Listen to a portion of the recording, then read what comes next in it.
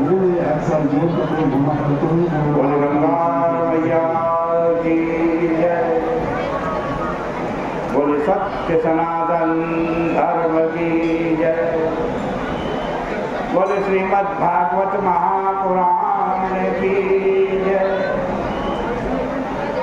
पतित पावनी कलिमलहारिणी मोक्षदायिनी मंगलकारिणी माँ गंगा मैया का ये विश्व प्रसिद्ध पुराण प्रसिद्ध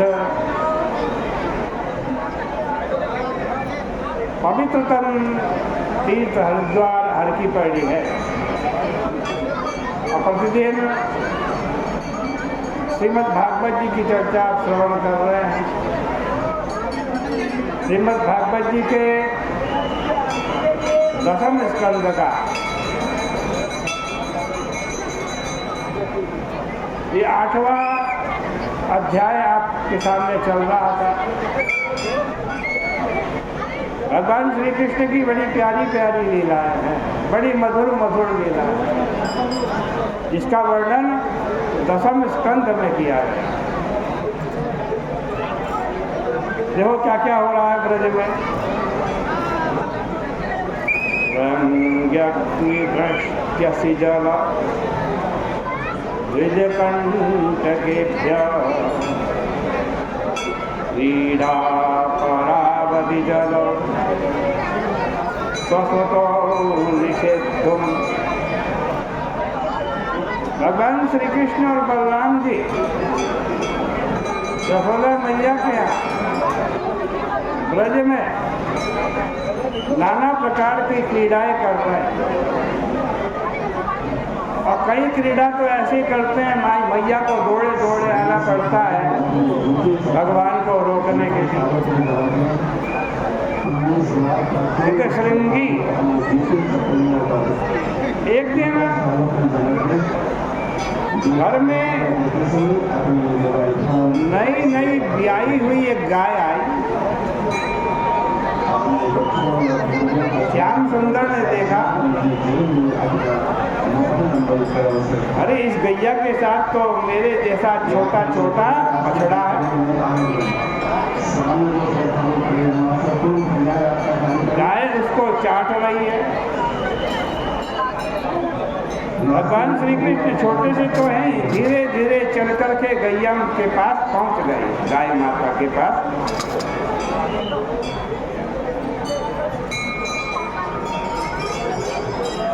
और अपने छोटे छोटे हाथों से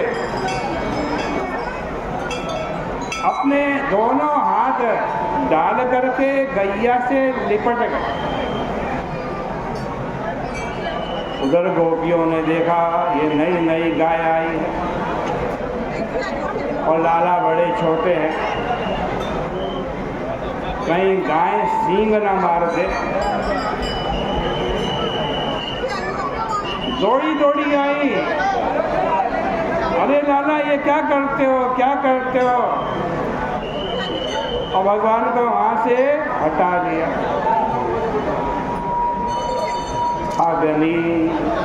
अग्नि से भी खेलते भगवान।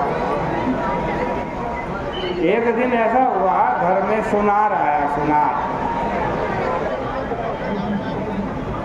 मैया ने सोचा अब जब बेटे हुए हैं तो घर में बहुएं भी आएंगे, कुछ जेवर बनवा लिए जाए बहुओं के लिए। जेवर बनाने के लिए सुनार जो है वो अंगीठी जलाने लगा। खोपली से हवा उसके अंदर डालने लगा।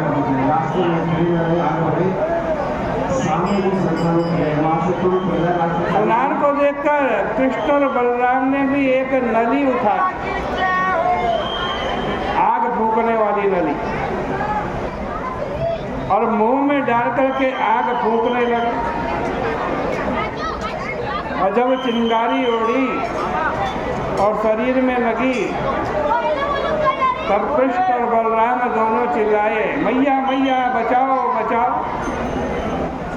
मैया दौड़ के आई, अग्नि से भगवान को बचाया।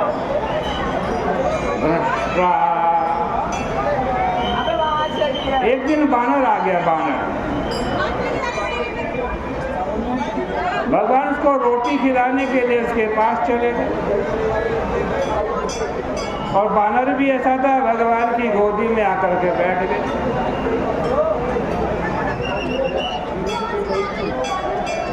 भगवान उसको अपने हाथ से रोटी खिलाने लगे। उधर मैया ने देख लिया, ये तो बानरों को रोटी खिला। मैया दौड़ी दौड़े आई, कहीं बानर काट ना ले। हंसी, घर में तलवार रखी हुई थी। कृष्ण और बलराम दोनों के दोनों उन्हें उठा करके खनखनाने लगे और आपस में युद्ध का मानो अभ्यास कर रहे हो। आपस में इस प्रकार युद्ध का अभ्यास करने लगे। मैया दौड़ी दौड़ी आई, छोटे छोटे बच्चे हैं, तलवार कहीं इनको लग न जाए। जल। एक दिन मैया ने कहा कि तुम दोनों मेरे सामने रहो, दूर मत जाना। अब वे दोनों पानी के हौज में कूद करके डूबने लगे और कहने लगे, मैया बचाओ, मैया बचाओ। मैया दौड़ी दौड़ी आई, हौज में से दोनों को निकाला। द्विजकंटक। एक दिन मैया के यहाँ मोर आ गया, मोर। कृष्ण बलराम बोल रहे, इस मोर को तो हम अपने हाथ से रोटी खिलाएं। मोर भी अपना मुंह नीचे करके रोटी खाने लगा। इतने में ही उसके कंधे में हाथ डाल करके उसकी पीठ पर भगवान बैठ गए। मोर घबराया, उड़ा, भगवान को लेकर के उड़ने लगा। मैया दौड़ी दौड़ी आई, हाय हाय, ये मोर कहीं हमारे बालक को, हमारे लाला को कांटों में ना गिरा दे। देखो भगवान की ये सब लीलाएं ध्यान की लीलाएं हैं। भगवान की कुछ लीलाएं समाधि लगाने के लिए होती हैं, कुछ लीलाएं भगवान की ज्ञान बढ़ाने के लिए होती हैं, कुछ रसास्वादन के लिए होती है। इनका उद्देश्य मनुष्य को प्रपंच विस्फोरण पूर्वक भगवदासक्ति उत्पन्न द्वारा भगवानमय बनाना। इन लीलाओं को भगवान ने जगत के कल्याण के लिए प्रकट किया है और उनका वर्णन करके महापुरुषों ने संसार के विस्फोरण के लिए एक विलक्षण आलंबन प्रदान किया। अब मैया ने देखा कि जैसे भक्त लोग पहले ब्रह्म परायण होते हैं, वैसे ही हमारा लाला अब क्रीड़ा परायण हो गया, अचल से अतिचल हो गए।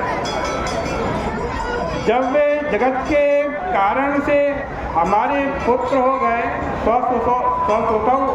निशब्द, जब चाहे वो ब्रह्म हो, चाहे ईश्वर हो, चाहे परमात्मा हो, जब वो हमारे बेटे बनकर के आए हैं तो भैया हमें भी तो उनको रोकना जरूरी है। नेति नेति भी आवश्यक है और घर की सेवा भी आवश्यक है। अब मैया यशोदा का जो मन है वो कभी इधर और कभी उधर होता है। गोपियों ने तो सब कामकाज घर का छोड़ दिया, अपने घर से आ जाती नंद बाबा के यहाँ भगवान की मनोहर मूर्ति को देख करके, उनकी क्रीड़ा को देख करके आनंदित होती रहती।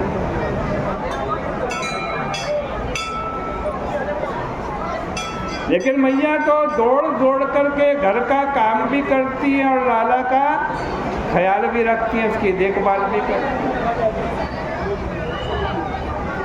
उनका मन कभी घर में फंसता है, कभी लाला की तरफ। गोपियों की तरह वो अपने घर का काम छोड़ तो नहीं सकती, क्योंकि उनका घर का काम भी अपने लिए नहीं है, लाला के लिए, भगवान के लिए। उनके लिए माखन मिश्री बनाना।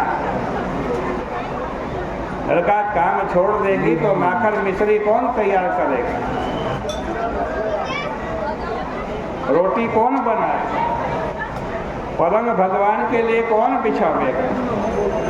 झाड़ू कौन लगाएगा? इसलिए यशोदा मैया श्री कृष्ण परायण होती हुई भी कभी कभी उनकी सेवा के लिए उनसे अलग हो जाती है।